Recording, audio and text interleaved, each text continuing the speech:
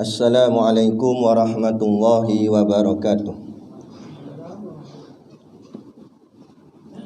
Ila hadrati sayyidina wa habibina wa syafi'ina Muhammadin sallallahu alaihi wasallam wa ila arwahi abaihi wa ikhwanihi minal anbiya'i wal mursalin salawatullahi wa salamuhu alaihi wa alaihim ajma'in wa ala ali kulli was sahabati wal qarabati wat tabi'in wa tabi'it tabi'in bi ihsanin ila yaumiddin wa ila arwahi walidina wa muallimina wa dzawil huquqi alaina ajmain bisiril Fatihah. A'udzubillah minasyaitonir bismillahirrahmanirrahim alhamdulillahirabbil alamin arrahmanirrahim maliki yaumiddin iyyaka na'budu wa iyyaka nasta'in ihdinas siratal mustaqim siratal ladzina an'amta 'alaihim ghairil maghdubi 'alaihim waladdallin.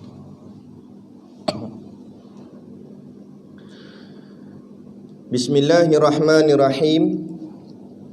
Alhamdulillahilladzi hadana li hadza wa ma kunna linahtadiya law an hadanallah. Asyhadu an la ilaha illallah wahdahu la syarikalah wa asyhadu anna sayyidana Muhammadan abduhu wa rasuluh. Allahumma salli wa sallim wa barik ala sayyidina Muhammad wa ala alihi wa ashabihi wa tabi'ina lahum bi ihsanin ila yaumiddin. Subhanaka la ilma lana illa ma 'allamtana innaka antal alimul hakim.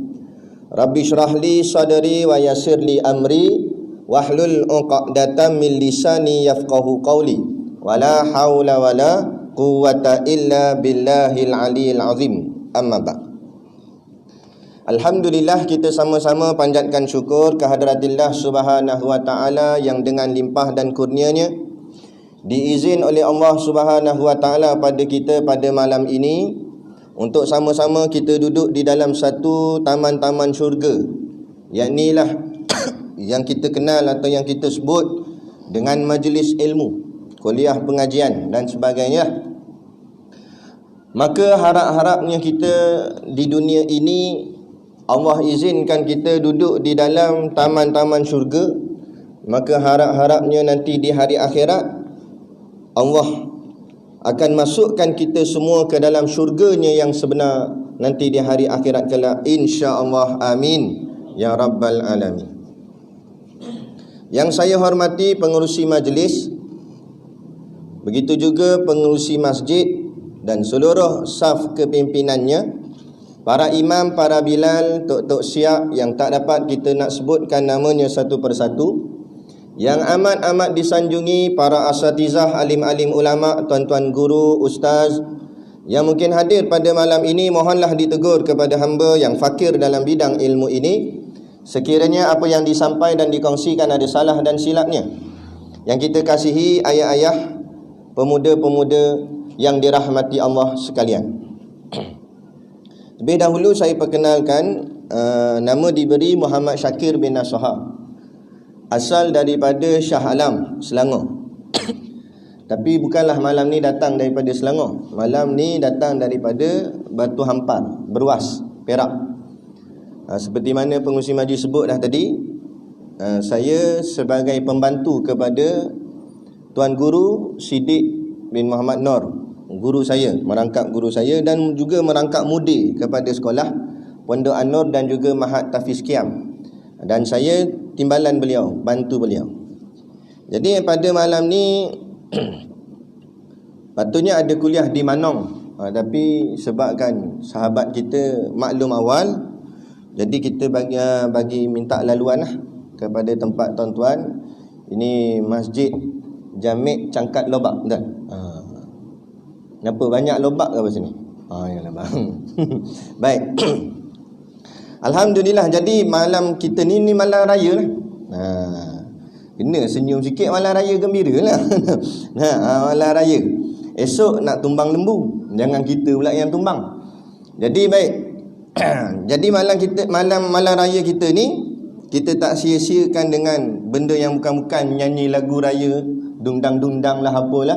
Tak, tapi kita isi dengan perkara-perkara yang dikasihi oleh Allah dan lagi dicintai oleh Rasulullah, iaitu dengan kita buat satu penghayatan tentang apa yang kita faham atau apa makna sebenar korban yang kita julung-julung kalinya tiap-tiap tahun kita sambut.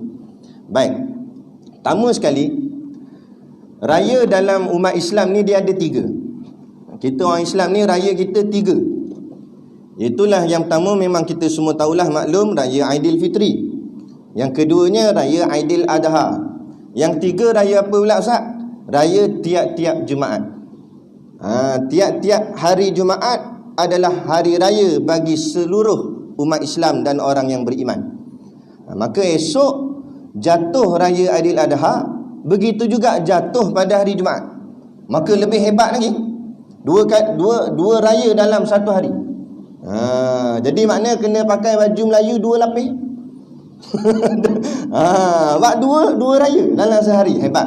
Ni Allah pertemukan kita raya jatuh pada hari Jumaat. Alhamdulillah, syukur sangat. Baik. Jadi kemudian pula ulama kata, bila orang tanya pada alim ulama, antara 2 raya yang masyhur dalam umat Islam, iaitu Aidilfitri dan Aidil Adha, manakah yang lebih afdal atau manakah yang lebih besar rayanya atau lebih utama rayanya? Maka jawab sepakat ulama, raya yang lebih besar adalah raya Aidil Adha, bukan Aidilfitri. Tapi dah jadi mentaliti fahaman masyarakat kita hari ni, Aidilfitri paling besar. Aidilfitri tukar langsir, pakai sampin, raya rumah orang sebagainya. Tanya Aidil Adha tak ada buat apa.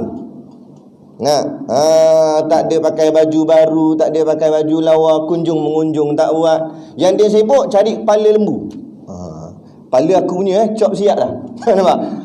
Padahal Aidil Adha kata ulama lebih besar daripada Aidilfitri. Bukan maksud kita memperendahkan Aidilfitri, tidak. Tetapi kenapa Aidil Adha lebih besar daripada Aidilfitri? Yang ni kita nak kupas malam ni. Sebab apa dia jadi lebih besar? Ini kerana Aidil Adha itu kita maklumnya dengan orang cakap apa, sambutan haji. Begitu juga dengan sambutan orang yang tak pergi haji, iaitu sambutan korban. Korban tu yang menyebabkan raya Aidil Adha itu nampak besar di sisi syiar agama, di sisi syariat Islam. Kerana apa? Sebab kita nak kena faham apa itu korban. Korban ni asal katanya qaribun, yang dengan maknanya qarib, yang dengan makna rapat, dekat. Macam kita lah dalam bahasa Melayu ni kita sebut kawan karib. Kalau kawan saja kawan, kawan saja, kenalan gitu je. Tapi bila sebut kawan karib, dia bukan sekadar kenalan, tapi dia kawan yang dikenal, malah kenalnya kenal yang amat sangat. Kenal amat sangat macam mana? Sampai dia tahu kawan dia tu suka makan apa, kawan dia tak suka apa. Dia tahu secara detail satu-satu. Tu baru panggil karib, baru kita sebut kawan karib. Karib tu asal katanya qarib daripada bahasa Arab. Dan qarib itulah asal usul perkataan yang diambil dan kemudian diletakkan dengan alif nun di belakang, maka jadilah dia korban. Jadi korban itu adalah karib. Karib yang mana? Karib antara hambanya dengan Tuhannya. Jadi ibadah korban ialah ibadah yang merapat dan mendekatkan seorang hamba dengan Tuhannya. Macam mana boleh jadi rapat? Kita tengok lagi. Syariat korban ini dalilnya diturunkan ayat daripada suratul Kautsar. Kita semua maklum surah ni lah. Surah favorite, atau surah bila terlupa ayat lain baca surah ni kan. Dia mula nak baca Baqarah. Nampak? Dia allazi tak ingat allazi. Dia ingat ke lembu. Dia ingat allazi tak boleh sambung. Belakang pun tak sambung juga. Lain kali inna a'tainakal kautsar. Senang. Surah paling senang. Sebab apa senang? Sebab 3 ayat je. Allah sebut inna a'tainakal kautsar. Sesungguhnya kami telah mengurniakan kepadamu wahai Muhammad kebaikan yang banyak di dunia dan di akhirat. Kerana Al-Kautsar tu maksudnya limpahan nikmat yang Allah berikan kepada Nabi kita dan seterusnya kepada umat Nabi Muhammad, yakni kita semua insya-Allah. Kemudian ayat yang kedua Allah kata fasalli li rabbika wanhar. Oleh itu kerjakanlah solat kerana Tuhanmu semata-mata dan sembelihlah korban sebagai bersyukur. Mana ayat korban? Ayat sembelih dalam ayat tadi tu, iaitu wan nahar. Fasalli rabbika wanhar. Wanhar tu artinya sembelihlah korban sebagai bersyukur kepada Allah Subhanahu wa taala. Maknanya atas nikmat yang Allah dah bagi begitu banyak, kan, banyak nikmat yang Allah dah bagi kat kita. Orang kata kalau nak balas memang tak dan balas, tak cukup nak balas, tapi biarlah kurang-kurang ada bahagian, yakni dengan kita melaksanakan solat fasalli dan juga kita buat wanhar, sembelih korban. Itu sebagai tanda kita syukur kepada Allah atas banyak-banyak nikmat Allah bagi kat kita. Inna syani'aka huwal abtar, kata Allah, sesungguhnya orang-orang yang bencikan engkau, dialah yang terputus dari mendapat sebarang perkara yang diingininya. Adapun orang yang lawan kita, tak payah pedulilah ke dia. Nah, dia itulah terputus daripada rahmat Allah. Kan? Sebab tu kita tengok dalam kita buat kerja Islam, walaupun mungkinlah dari segi nikmat dunia tu kita kurang. Nikmat dunia tu kita kurang. Kan? Bagai contohlah masuk pilihan raya pun payah nak menang. Tapi kira hebat jugalah kalah pilihan raya tapi jadi kerajaan. Mana nak cari gitu. Tapi nak ceritanya buat kerja agama ni bukan senang. Lagi-lagi tengok balasan dunia tak tara mana. Tapi Allah bagi ubat kepada kita. Allah kata orang yang bencikan perjuangan Islam tak payah peduli, mereka abtar, kata Allah. Maksud abtar, mereka terputus dari rahmat Allah. Jadi yang kita nak bukan masalah dunia kita banyak. Yang kita nak, kita terus dan terus mendapat rahmat Allah walaupun dunia kita tak ke mana. Yang kita nak bukan berapa ekor lembu kita boleh bagi tumbang, bukan berapa banyak daging. Ini kadang-kadang berlumba antara masjid, berapa banyak lembu hari ni korban tahun ni. Lawan sana, bukan yang itu. Itu dunia. Tapi yang kita nak lembu itu ditumbang dengan takwa. Lembu itu ditumbang dengan makrifah, kerana kita rasa syukur atas segala nikmat yang telah Allah beri pada kita. Walaupun seekor saja yang tumbang, tetapi nilai tumbangan itu besar di sisi Allah. Kerana apa? Kerana tumbangnya lembu dengan korban tadi dengan kefahaman agama, bukan dengan adat-adat saja. Begitu juga dalam kerja buat kita, dalam menegak dan mempertahankan Islam. Bukan bicara Putrajaya nombor 2, nombor 3, tapi bicaranya hati kita tetap bersama dengan Islam walaupun kita tidak sampai ke Putrajaya. Itu kemenangan yang sebenar. Itu dari segi hakikat yang sebenar. Kan? Walaupun Allah uji kita dengan wabak penyakit corona dan sebagainya, tetapi tetap kita mendirikan solat walaupun dalam keadaan berjarak-jarak. Itu yang kita nak. Ini bila masjid tutup dia ngamuk. Apa ni masjid tutup ni? Marah. Tak apa, bahagian marah nampaklah macam kesungguhan dia. Bila masjid buka dia datang. Ni kata pelik. Masa masjid tutup dia marahkan main. Bila dah buka tak nampak batang hidung. Patut orang macam ni pergi selam, masukkan dalam kolah tu. Tak ada guna kan? Jadi kita nak bukan pasal masalah dunia ni. Yang masalah kita adalah masalah akhirat. Dunia macam mana pun gitulah dunia ni kan? Jadi akhirat kita macam corona lah. Kita kan main corona, kita tak kena corona, alhamdulillah, selamat kita tak kena corona. Dalam duduk selamat-selamat tu lintas jalan tak tengok kanan kiri, kena langgar dengan kereta corona. Nak mati juga. Maknanya bukan sebab corona tak corona, corona asbab saja. Walaupun kita mungkin tak kena corona, tapi mungkin ada kencing manis, ada. Mungkin ada sakit jantung. Mungkin ada go out. Macam-macam penyakit ada. Jadi maknanya kullu nafsin dha'iqatul maut. Setiap yang bernyawa pasti akan merasai mati. Mati itu pasti. Persoalan yang timbul, mati yang bagaimana? Esok pagi kita sembelih lembu. Dalam duk lembu sembahyang, lembu tak sembahyang, lembu tak ngaji kuliah. Dalam gitulah orang kata bodoh lah lembu. Memang kalau bahasa kita, kalau kata bodoh, buat bandingan binatang mesti lembu. Kita kata mu ni bodoh macam lembu lah. Orang tak kata bodoh macam kucing, ada, jarang dengar. Orang kata bodoh macam lembu. Tapi bodoh-bodoh lembu, dia sanggup tadah leher, dia tumpahkan darah demi agama Allah. Itu tujuan korban. Sebab tu disunatkan, jangan pas habis mayang kan terus balik. Atau kalau balik tak apalah, tukar baju. Lepas tu datang cepat-cepat tengok, menjadi saksi tumbangnya lembu. Tengok tu bukan sebab nak rebut tulang dia bok kan, tapi tengok tu sebab nak tengok.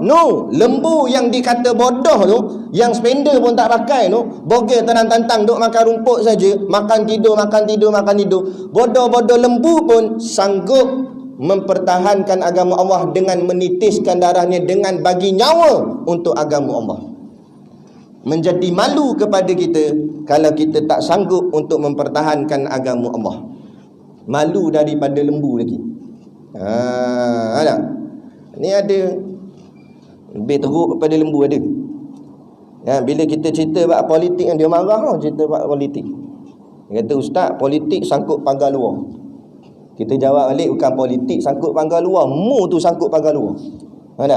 Dia tak faham. Politik ni udkhulu fi silmi kafah, masuk dalam Islam tu semua sekali, termasuk bab politik. Jadi dia kata, alah ustaz, siapa merintah sama je. Siapa merintah sama je, tak ada apa pun, sama je. Dia kata,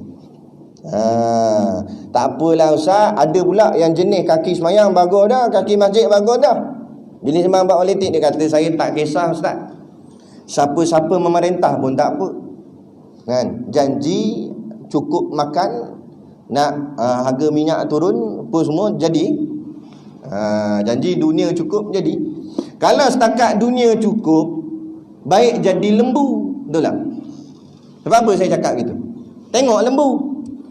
Lembu kita beli lembu, nak dekat raya korban, datang orang nak pakat beli lembu sebab nak buat korban. Jadi lembu kita tu seekor je, tapi badan sadar, jenis lembu mau balik gym. Ketul-ketul badan lembu, besar badan. Jadi orang berebut lah nak beli. Ada datang 3 kampung datang, tiga wakil kampung datang. Kampung sebelah sana, kampung sebelah satu lagi, kampung satu lagi, datang jumpa. Ni kami nak beli lembu ni ke awak ni. Jadi kita pun pening, sampai 3 orang nak beli lembu aku. Kita pun tanya lembu, ni ada 3 orang nak beli mu ni, mu nak ambil yang mana satu? Lembu jawab macam ni. Ni saya terjemah bahasa lembu. Kata lembu, mana-mana tak apa, janji ada rumput sudah lah, dia kata. Tu saya kata tadi, manusia yang kata siapa-siapa merintah pun tak apa, janji ada makan ada minum, sama tara dengan lem apa? Takut sini nak cakap. Lembu lah. Tu kita kena faham. Tapi bodoh-bodoh lembu pun, walaupun diikut janji ada rumput, bodoh-bodoh dia pun sanggup tumbang kerana Allah. Dah kita takkan bodoh sangat, kita cerdik kan. Jadi pertahankan agama Allah. Bukanlah sampai sembelih batang leher kita, tak. Tapi tengok lembu. Itu dia punya ibrah daripada ibadah korban. Salah satu tu, ada banyak ibrah dia kan. Dan lagi seperti mana yang Allah sebut dalam surah As-Saffat, surah yang ke-37. Panjang ayat dia, rentetan cerita tu daripada ayat 100 sampai ke 110, 111 macam itulah. Rentetan cerita tentang cerita Nabi Ibrahim dan juga Nabi Ismail. Ni kita semua tahu. Ibadah korban yang kita laksanakan ni, satunya daripada syariat yang Nabi suruh lah daripada ayat tadi. Yang keduanya juga kita ikut tradisi, yakni kisah daripada kisah Nabi Ibrahim dan juga Nabi Ismail alaihissalam. Ayat 100 Allah cerita Nabi Ibrahim tak ada anak begitu lama, dengan kahwin dengan isterinya yang pertama. Kahwin lama tak dapat anak. Akhirnya Nabi Ibrahim berdoa kepada Allah, Rabbi habli minas salihin. Ayat ni pada siapa-siapa kalau ada anak kita, ayah haji, anak kita yang belum dapat anak, makna kita belum dapat cucu lah, kan? Boleh ajar dia doa ni, ambil daripada surah As-Saffat ayat 100. Rabbi habli minas salihin. Ini doa Nabi Ibrahim begitu tahun, begitu lama tak dapat anak, Nabi Ibrahim doa, wahai Tuhanku, kurniakanlah kepadaku anak yang terhitung dari orang-orang yang soleh. Ini Nabi Ibrahim ajar kita. Kalau nak anak, semua nak anak, tak payah kata Islam, kafir pun nak anak, acong mutusami pun nak anak. Tapi kalau kita sekadar nak anak, baru setara kafir. Habis apa nak bezakan kita dengan kafir? Kita nak anak yang soleh. Bukan sekadar nak anak, tapi anak yang soleh. Yang ni kafir tak bicara. Kafir tak minta anak soleh, dia minta anak. Kita tak, bukan sebab nak anak je, kita nak anak yang soleh. Sebab tu menjadi kefahaman pada kita, kalaulah takdir kita, walaupun kita dah ikhtiar macam mana pun, masih lagi Allah belum kurniakan anak, nak kita berhusnuzon, sangka baik dengan Allah. Makna kata Allah tak kurniakan anak ni kerana takut-takut anak yang kalau lahir daripada zuriat kita tu takut tak jadi soleh. Bila tak jadi soleh, sagi kita susah. Jadi Allah tak nak susahkan kita, Allah tak bagi zuriat. Boleh jadi begitu, sangka baik dengan Allah, sentiasa sangka baik. Kita bangga anak banyak pun belum tentu. Kalau semuanya elok-elok, walaupun tak jadi ustaz, tapi orang baik, orang soleh, tak apa dah. Tapi kalau yang pertama makpit, yang kedua curi motor, yang tiga ambil sawit orang, yang keempat yang keempat lah, tak jahat sangat lah, tapi jahat juga, duduk geng roket. Nampak? Tak jadi apa kat kita. Betul tak? Anak ramai tapi masalah semua. Buat apa? Jadi kita nak anak walaupun tak ramai, ataupun kalau dapat anak pun biarlah anak yang soleh. Jadi Nabi Ibrahim minta. Akhirnya Allah makbul. Allah bagi ke Nabi Ibrahim. Allah jawab pada ayat 101, fabasyarnahu bighulamin halim. Lalu kami beritakan kepadanya berita yang menggembirakan bahawa ia akan beroleh seorang anak yang halim. Halim tu maksudnya penyabar, tak cepat marah. Nabi Ismail seorang yang sangat kuat sabar dia. Ini sifat mahmudah. Moga-moga ada pada diri kita masing-masing. Jangan cepat marah, jangan cepat melenting. Kalau marah pun jangan lama-lama, cepat cool down. Yang ni diberitakan pada Nabi Ibrahim, dia akan dikurniakan seorang anak yang seorang penyabar. Kenapa penyabar? Rupanya ada kisah selepas tu. Allah tahu dah. Nabi Ibrahim tak tahu lagi. Akhirnya pada ayat yang ke-102 Allah cerita, falamma balagha ma'ahu sa'ya. Apabila anaknya itu telah sampai umur yang dia boleh buat kerja sama-sama dengan bapak dia. Maknanya tahap umur yang matang. Setengah riwayat dalam kitab tafsir kata Nabi Ismail mencecah umur 13 tahun. Setengah riwayat. Jadi Nabi Ismail dah sampai umur belasan tahun, 13 tahun, datang mimpi pada Nabi Ibrahim. Setengah riwayat kata 3 malam berturut-turut. Qala, berkata Nabi Ibrahim, inni ya bunayya, wahai anak kesayanganku. Dia panggil anak dia, dia panggil ya bunayya, wahai anak kesayanganku. Memang anak kesayangan sebab seorang tu je anak dia. Inni ara fil manam, sesungguhnya aku melihat dalam mimpi, kata Nabi Ibrahim.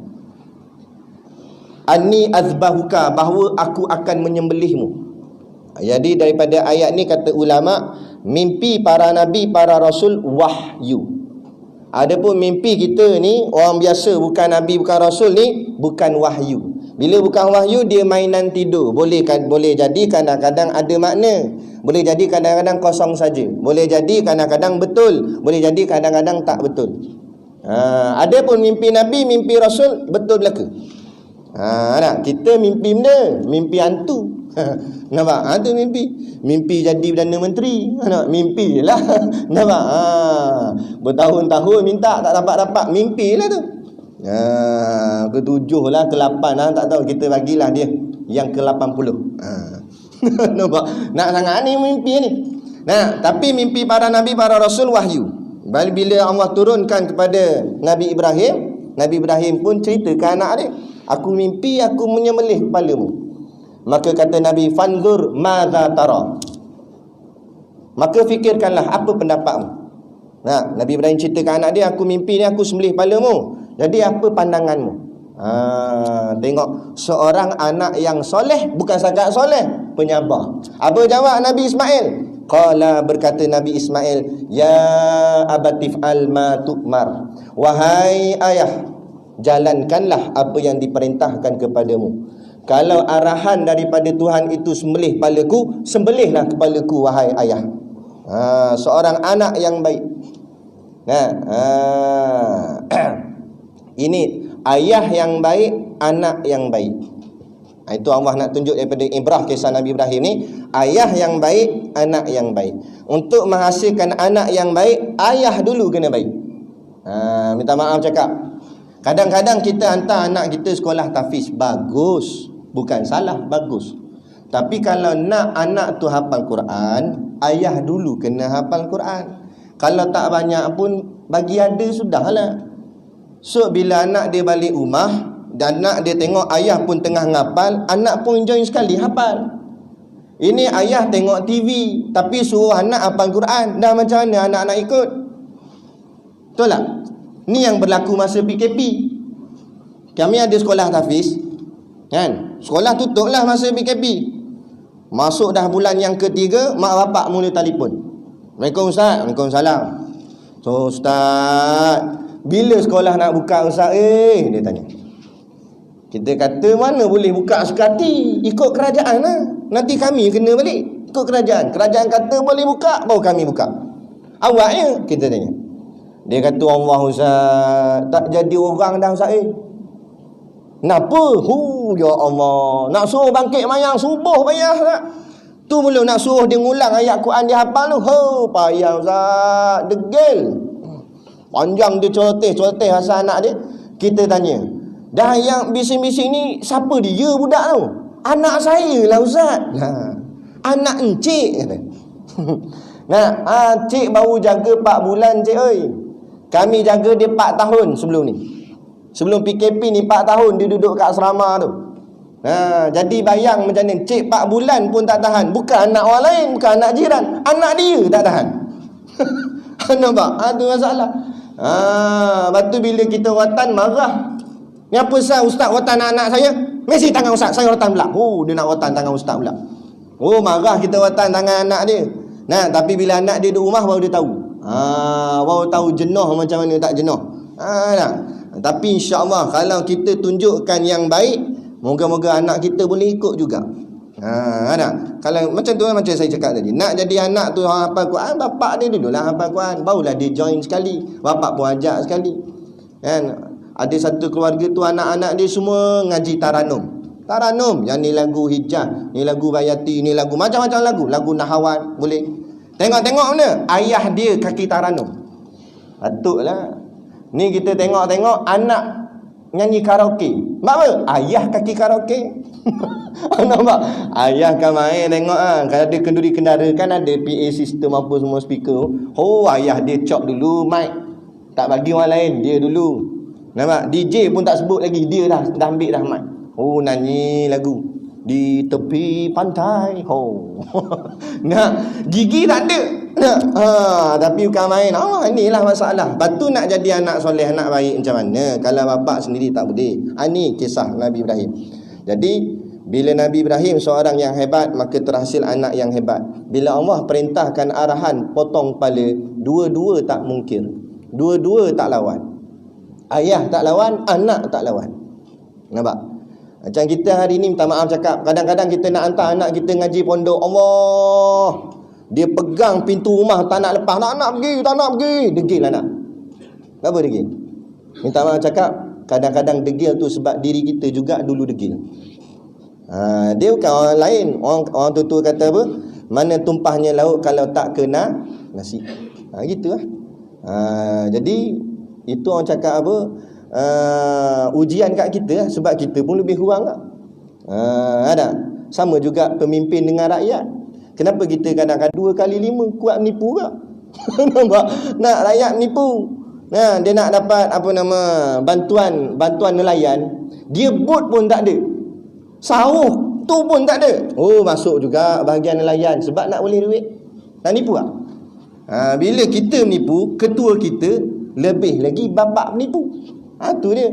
Samalah cerita tadi anak dan bapak. Tapi insya-Allah kalau rakyatnya elok, pemimpin pun elok, pemimpin elok, rakyat pun elok.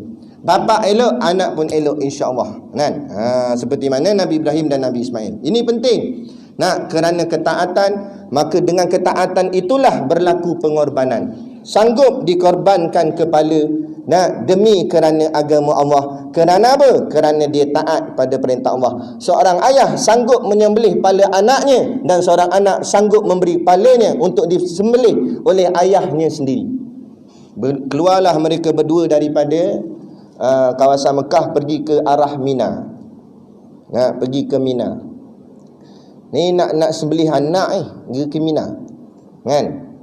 Dua orang pergi. Kita hari ni nak hantar anak ke pondok, habis jiran nak bising. Bukan nak sembelih kepala anak, nak hantar anak pergi ngaji pondok, habis. Kadang-kadang ada setan-setan yang mengganggu.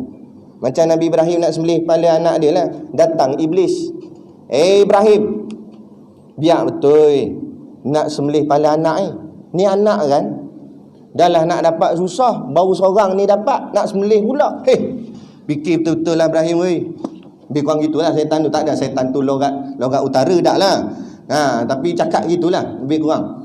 Makna kata dia nak membatalkan penyembelihan yang nak dilaksanakan oleh Nabi Ibrahim. Kata takkan nak buat kau ni anak sendiri kan. Tak apa kot Ibrahim, hang ni Nabi. Kalau hang tak buat pun Allah tak marah. Kalau Allah marah pun tak lama sebab hang Nabi. Kan? Takkan Allah nak marah lama-lama kot. Nabi kasih dia. Tak payah buat Anak ni fikir betul-betul anak ni, takkan nak potong kot kepala anak. Nabi Ibrahim jawab dia. Nabi kata okey tan. Dah. Nabi Ibrahim ambil 7 ketul batu baling. Tu yang jadi jamrah. Sejarah jamrah, baling batu ke iblis. Nyah kau dari sini. Ini perintah Allah, akan tetap aku laksana. Tak payah kata Allah suruh sembelih kepala anakku. Kalau Allah suruh kepalaku sendiri, aku akan sembelih. Yang ni orang yang taat. Kita hari ni Allah baru suruh potong tangan pencuri, banyak komplain dah. Bukan kepala anak sendiri, tangan pencuri. Anak kita bukan pencuri, tiba-tiba komplain macam-macam. Tapi rezeki Allah nak ambil. Ni kata manusia kurang hajar kepada Allah Subhanahu Wa Taala. Bahagian kurniaan Allah nak ambil belaka. Tapi bila Allah perintah, yang tu tak kena, yang ni tak kena, nak ikut kepala dia sendiri. Dia ingat bumi ni bapak dia yang punya. Keras Ustaz malam ni. Sebab nak standby esok nak acah khutbah. Tu dia kena latih pada malam ni. Ada. Jadi dia begitu. Jadi maknanya inilah soal ketaatan. Korban ni nak menunjukkan ketaatan seorang hamba dengan Tuhannya. Sebab tu dipanggil korban qarib, dekat dengan Allah Ta'ala, maka taatnya kuat. Macam kita lah, macam kita sebut tadi. Bila sebut kawan karib, kawan yang sangat rapat, taat setia dia kuat. Kan? Kawan dia sakit, dia pun terasa sakit. Kawan dia susah, dia pun terasa susah. Sama-sama senang, sama-sama susah. Sebab apa rapat?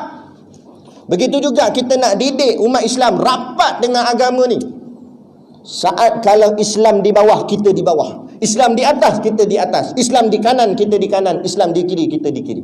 Sama-sama. Bukan masa Islam jatuh, kita buat tak peduli. Bila Islam menang, baru terhegeh-hegeh nak pada Islam. Masa para alim ulama berjuang nak tegakkan jemaah Islam supaya dapat pemerintahan ikut Islam, berapa ramai sangat yang nak bersama. Buat tak peduli. Sebab tengah susah. Ada orang hantar gambar kat saya dulu-dulu, Ustaz Fazil Nur dia ceramah. Zaman tu nak pakai speaker pun payah, zaman susah. Ustaz Fazil Nur ceramah, wire mic tu sambung dengan bateri kereta. Makna nak cerita susahnya. Kemah-kemah tak ada lagi, main tadah dengan payung gitu dalam hujan. Nak cerita susah, nak tegakkan syariat Allah, nak tegakkan hukum hakam Allah. Tuan Guru Haji Abdul Hadi masuk dalam Dewan Parlimen, diberi peluang untuk mengusulkan RU 355 yang sudah dulu. Bukan nak laksana, baru nak bahas, baru nak buka tajuk, nak bincang. Itu pun riuh dah Parlimen. Keluar daripada Parlimen, Tok Guru masuk dalam kereta, driver dia yang cerita. Driver dia kata, Tok Guru masuk dalam kereta menitis air mata. Driver dia tanya, Tok Guru kenapa menangis? Dia kata, Alhamdulillah, akhirnya walaupun kita tak dapat laksana lagi, tapi hukum Allah dapat disebut dalam Parlimen. Nak boleh kesebut pun susah. Ini perjuangan. Nampak? Bila sanggup korban, macam lembu tadi, macam kisah korban ni lah. Nah, Nabi Ibrahim dan Nabi Ismail, bila dia faham hubungannya dengan Allah, kan anak dia, dari situ Allah nak ajar, kamu sanggup tak buat apa saja untuk aku, demi aku? Sehingga kan sanggup tak kamu bunuh anak kamu sendiri, sedangkan anak ni pun satu-satunya anak ni. Kalau Allah buat Nabi Ibrahim anak dia ramai kat 10 orang, lepas tu Allah suruh sembelih seorang, boleh tahan kira lagi. Tapi anak tu seorang dah lah nak dapat susah, Allah pula suruh sembelih. Allah nak uji. Kalau kita lah, kita bukan Nabi Ibrahim tapi Haji Ibrahim.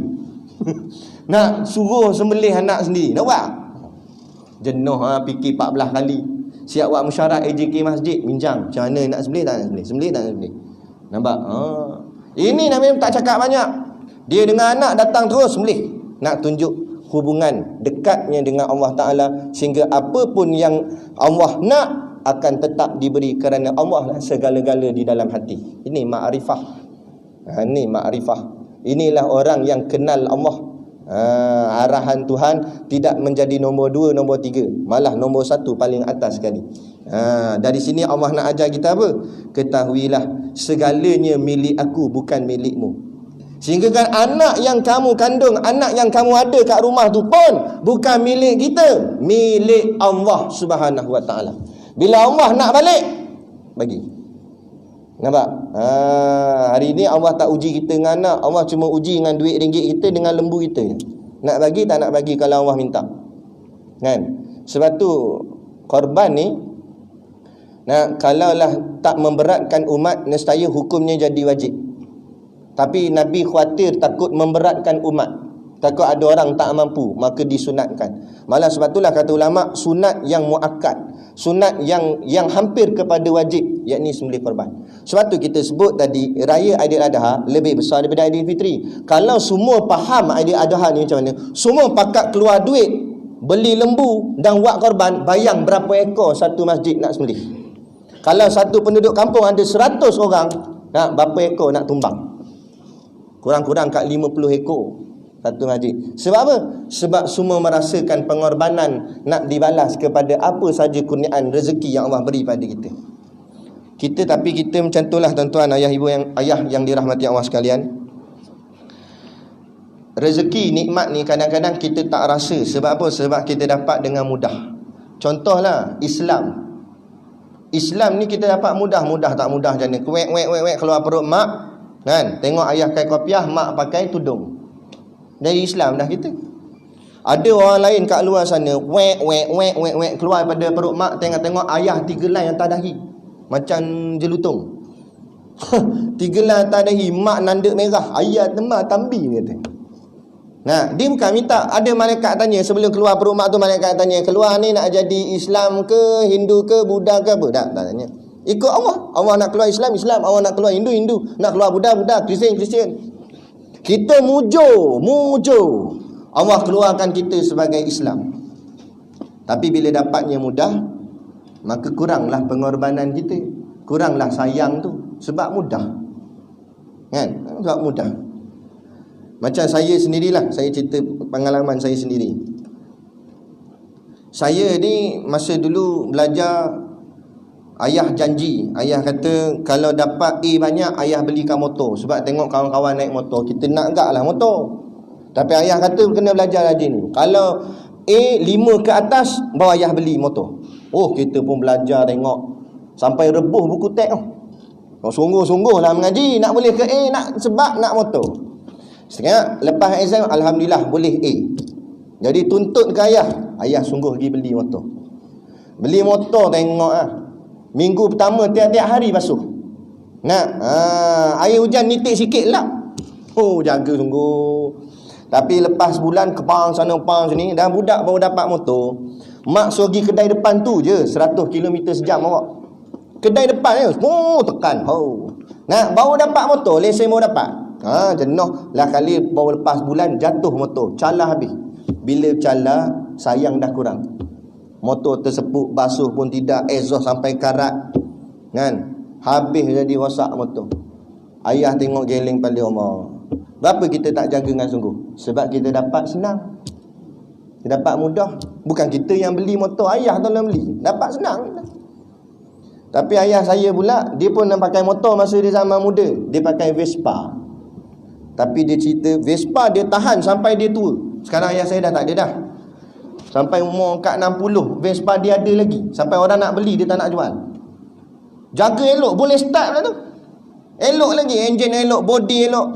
Awak jaga sangat ni. Sebab dia kumpul duit nak beli motor tu. Gaji dulu kan sama mana gaji? Nak berapa ratus gaji? Nak simpan duit sikit sampai bawa pergi ke tempat kerja, bawa bekal makanan, simpan, baru boleh beli. Kumpul duit beli motor. Akhirnya jaga dengan elok. Samalah macam kita pada hari ni. Bila dapat tu satu benda yang senang, kita kurang jaga. Tapi bila dapatnya susah, jaganya sungguh. Sebab tu kita buat bandingan, kita yang daripada kecil Islam dengan kawan-kawan kita yang kembali kepada fitrah. Kawan-kawan yang mu'allaf.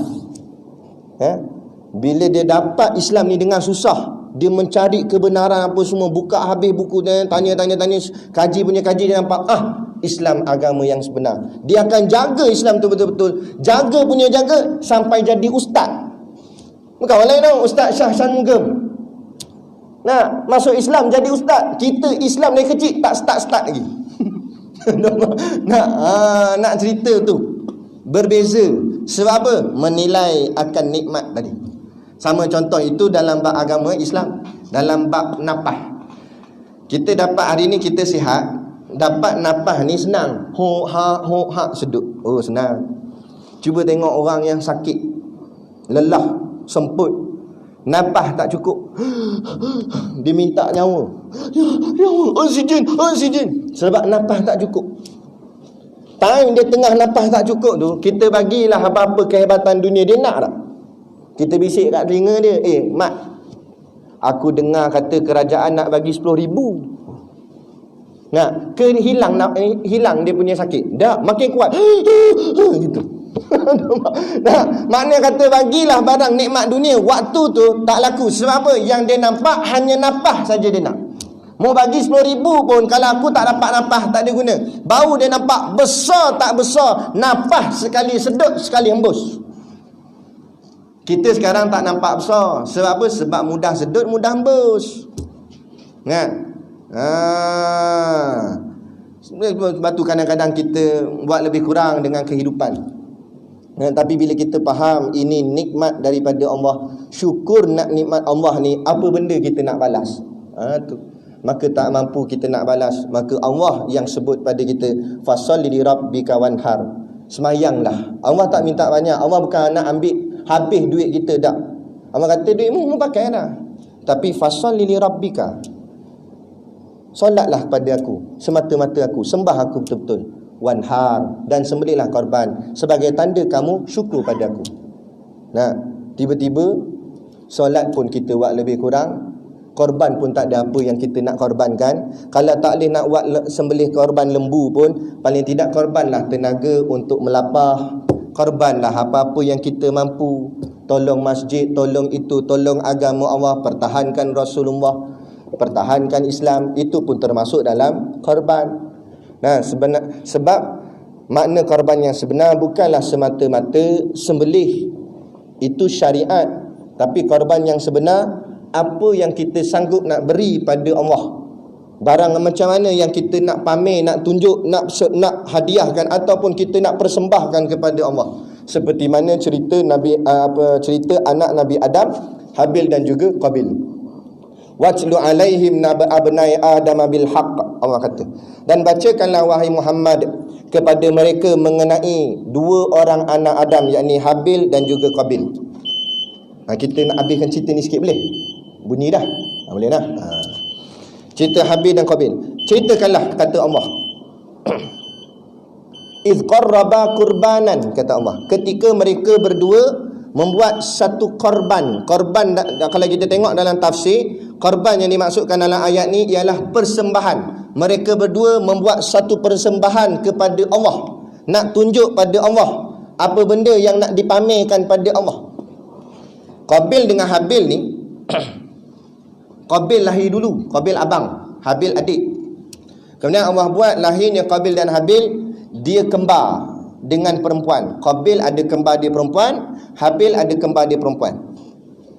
Kemudian takdir pula Allah buat, kembar si Qabil cantik, kembar si Habil kurang sikit. Maka waktu tu manusia yang ada tu je lah. Nah, waktu mula-mula dulu. Jadi nak perkembangkan zuriat manusia ni, maka Nabi Adam menikahkan anaknya sama anaknya. Tapi dibuat secara silang. Maknanya Qabil akan kahwin dengan kembar Habil, adik dia. Habil pula akan kahwin dengan kembar Qabil, bersilang gitu. Jadi Habil dapat kembar Qabil yang cantik tu, Qabil dapat yang kurang sikit. Qabil tak setuju. Qabil kata, mana boleh, aku abang kan, patut aku yang dapat dulu. Nah, lagipun kembar ni kembar aku, patut akulah layak nikah dengan dia. Sebab Qabil nak yang cantik tadi tu kan. Habil kata tak boleh, ayah dah suruh pesan macam ni, ayahnya Nabi Adam dah kata begini. Nak tak bergaduh sama dua. Akhirnya Allah utuskan, Allah beritahu kepada Nabi Adam buat korban. Nabi Adam beritahu kepada anaknya dua orang, kamu korbankan apa yang ada pada kamu untuk Allah. Maksud korbankan ni, sanggup kita bagi benda yang paling kita sayang kepada Allah. Itu korban. Jadi si Qabil dia bercucuk tanam, sengaja kata gandum. Si Habil pula dia menternak binatang, yakni yang kita maklum kibas lah. Yang Qabil ni bila dia ambil tanaman-tanaman dia nak dipersembahkan pada Allah, masa dia duduk kumpul tu, bila dia tengok benda yang elok cantik dia makan. Ini elok dia makan. Jadi yang dia tak makan tu semua yang tak elok, yang dah buruk, itu je lah yang tinggal. Yang ni dia nak bawa kepada Allah, nak tunjuk pada Allah. Yang Habil pula lain. Dalam banyak-banyak kibah dia, kambing dia tengok mana paling gemuk, mana paling lawa, mana paling elok. Dia ambil paling elok, dia kata, ini aku korbankan untuk aku ni ya Allah, kepadamu ya Allah. Padahal kambing ni kaliku, inilah kambing yang paling aku sayang sekali, tapi aku ambil ni untukmu ya Allah. Itu erti korban. Maka dipersembahkan. Maka cara Allah nak terima, Allah sambarkan peti. Allah keluar peti pada langit, sambar kambing Nabi, kambing si Habil. Maka itu menunjukkan bahawa korban Habil yang Allah terima. Fatukub bilamin ahadihima, lalu diterima korban salah seorang di antaranya, iaitu Habil. Walam yutaqabbal minal akhar, dan tidak diterima korban daripada salah seorang yang lain, iaitulah Qabil. Qabil Allah tak terima korban dia. Maka Qabil tak puas hati, dia kata la'aqtulannaka, sesungguhnya aku akan membunuhmu. Maka jawab si Habil, innama yataqabbalullah minal muttaqin, sesungguhnya korban yang Allah terima ialah korban daripada orang-orang yang bertakwa. Jadi kesimpulan kita pada malam ni, esok kita nak sembelih korban. Siapa yang masuk korban, alhamdulillah, bagus. Tetapi jaga hati kita, jaga niat kita. Biarlah korban kita ni atas dasar takwa, atas ketaatan pada Allah. Kita pilih yang paling terbaik untuk kepada Allah kan. Ini kadang-kadang minta maaf cakap lah, pilih lembu nak paling murah. Dia pergi kandang tanya, ni lembu ni berapa seekor ni? Oh, ini 5,000. Hei, 5,000 mahal ni. Murah sikit ada, murah sikit. Dalam ratus-ratus tak ada, ratus-ratus je. Ni ribu-ribu mahal sangat, dia kata. Kata tokek tu, ada belakang kandang tu, sandar kat pokok kelapa sawit. Dia diri tak boleh, dia main sandar itu je. Sebab lembu kuruh, keding, tinggal tulang tak payah kata orang nak tarik bagi tumbang, dia tumbang sendiri. Kecil sangat lembu. Itu ada dalam 250 dah, kata tokek. Ni tak apa, dia kata. Tak apa-apa, tu nak tunjuk pada Allah. Dia kata. Macam sekarang ni kan ada korban di Kemboja kan, di luar-luar negara. Kadang harga dia lagi murah, 350. Kat sini kita 650, 700. Dia pun kata mahal masjid, kat 700 sebahagian. Baik masuk Kemboja 350, rosak habis korban kita. Bukan salah korban di Kemboja 350 tu, tak salah, tapi niat mencari yang murah tu yang salah.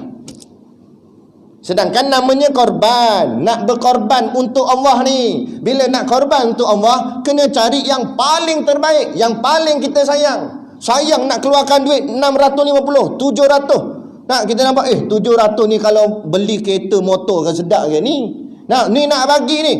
Tu korban nama dia. Nak bagi tu menggeletar tangan, tu korban. Yang ni yang Allah akan terima. Inilah kalau betul-betul korban yang Allah terima, sebut dalam kitab Tuhfatul Ahwazi, maka orang ni dia akan naik binatang tunggangannya nanti di hari akhirat. Lepas tu guru kami kata, nak tahu lembu tu kuat tak kuat, naik 7 orang atas lembu tu. Kan 7 bahagian. Kalau baru naik 2 orang rebah dah. Cari lembu lagi besar. Tapi janganlah naik sungguh. Ni contoh aja. Makna kata gagah tak gagah lembu. Jangan ambil yang besar-besar lah. Jangan ambil yang kurus-kurus. Ni nak cari yang murah. Ini kan korban. Kalau tidak jadi sia-sia lah. Ni tengok orang masuk korban, nak masuk korban enggak. Kita tak nak ibadat kita jadi adat. Tapi biarlah adat kita jadi ibadat. Jangan sebab ini tradisi pakat gitu. Jadi berlalu tahun tak ada apa-apa. Tiap-tiap tahun sambut korban tapi kosong juga nilai dia. Tak, kita tak nak. Biar korban itu benar, besar nilainya di sisi Allah, maka kita juga akan mendapat nikmatnya. Nikmat di dunia kita dapat makan dagingnya, nikmat di akhirat kita dapat menunggangnya, insya-Allah. Jadi cukup sekadar tu dulu pada malam ni. Moga-moga apa yang kita kongsi dan sampaikan ini memperolehi akan ilmiahnya, kefahamannya dan ketakwaan kita kepada Allah, insya-Allah.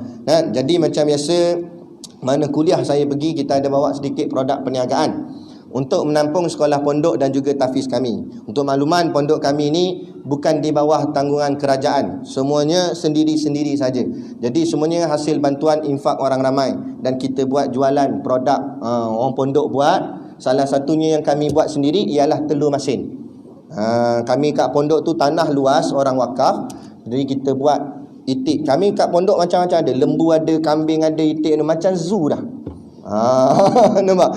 Daripada Mazir bayar tiket pergi zoo, baik pergi pondok kami. Macam-macam binatang ada. Mengaji pun boleh. Jadi kami ada beli itik. Daripada itik tu kami dapat telurnya tu kami buat telur masin. Jadi telur masin kami ni bukan biasa-biasa punya telur masin. Ni telur masin power punya. Sebab apa? Sebab itik ni itik ngaji pondok punya itik. Ni bukan itik lekeh-lekeh ni.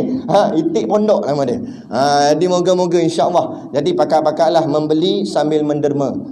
Untuk bantu perjuangan Islam. Jadi sekadar tu pada malam ni saya mohon maaf sekiranya terkasar bahasa atau mengguris hati mana-mana pihak. Apapun yang kita kongsikan ini adalah untuk menambahkan keimanan dan ketakwaan kita kepada Allah Subhanahu wa taala. Jadi sekadar tu, wabillahi taufik wal hidayah. Assalamualaikum warahmatullahi wabarakatuh. A'udzubillahi minasyaitonirrajim. Bismillahirrahmanirrahim. Alhamdulillahirabbil alamin wassalatu wassalamu ala asyrafil anbiya'i wal mursalin sayyidina Muhammad wa ala alihi washabihi ajma'in. Allahumma taqabbal minna salatana wa du'aana innaka antas samiul alim wa tub alaina innaka antat tawwabur rahim. Allahumma ja'al dinana dinan nabiy Muhammadin sallallahu alaihi wasallam wa islamana islamal muslimin wa imanana imanal mu'minin wa salatana salatal khashiin wa a'malana a'mala salihin wa niyatana niyatal mukhlisin wa dhunubana ya Allah dhunubal mustaghfirin wa hayatana hayatal ulama wa mautana bi mauti syuhada wa adkhilnal jannata ma'al anbiya'i alaihimus salatu wassalam. Rabbana atina fid dunya hasanah wa fil akhirati hasanah wa qina adzabannar wa qina adzabannar wa qina adzabannar. Wa sallallahu ala khairi khalqihi Sayyidina Muhammad wa ala alihi wa sahbihi wa sallam. Subhana rabbika rabbil izzati amma yasifun. Salamun ala mursalin walhamdulillahi rabbil alamin. Amin ya rabbal alamin. Taqabbalallahu minna wa minkum. Takbir.